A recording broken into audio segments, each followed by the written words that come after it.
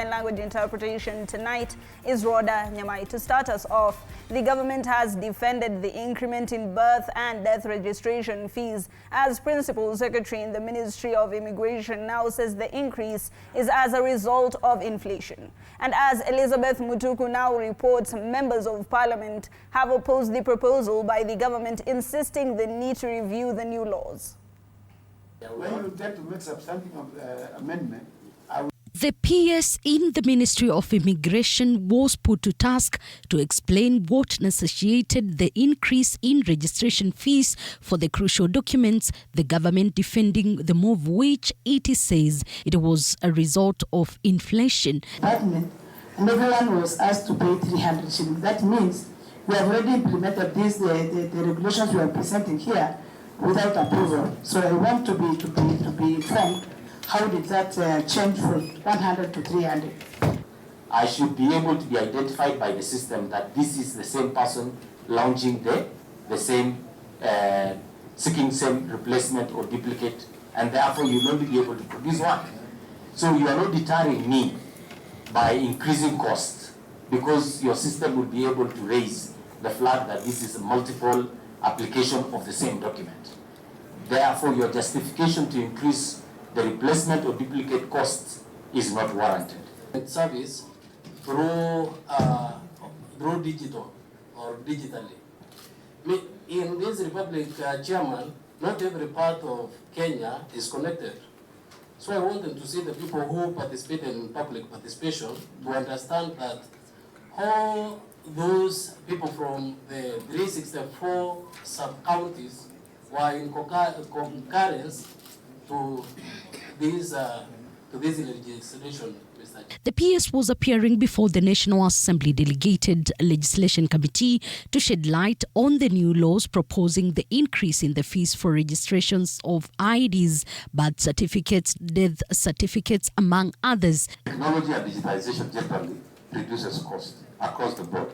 Some of the costs reduced by digitization would mean, one, would be travel costs. You no longer need to travel long distances for some of the services because you can get them online.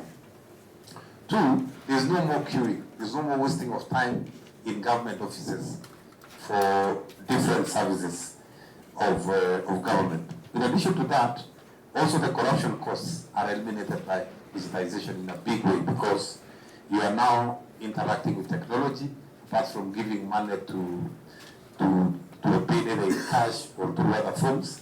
So we believe that digitization overall reduces the cost of doing business, it reduces the cost of government, of delivering government services, and it is on record actually that we have been able to raise revenues in some of these areas because we have adopted technology. In the proposed increase, birth certificates will now be charged at 200 shillings, up from 50 shillings, while death certificates will be charged at 200 shillings, up from 50 shillings. Late registration of birth certificates, which is currently charged at least 150 shillings, will now go up to a new charge of 500 shillings, similar to late registration of death certificate. You will also be charged 1,000 shillings for registration of birth, while foreign registration of birth in mission abroad will go up to $150. Other charges that will go up include the verification of certificate for private for both Kenyan and new foreign agencies, as well as presumed death certificate. This Maisha number, this identity issue, is so important for national security. Look at the current ID, you have the second generation. Somebody can just grab your picture and be able to get your money from your account. Others can be able to transfer your land. But this third generation ID we have now is secure, is tamper-proof, because your details are in the chip.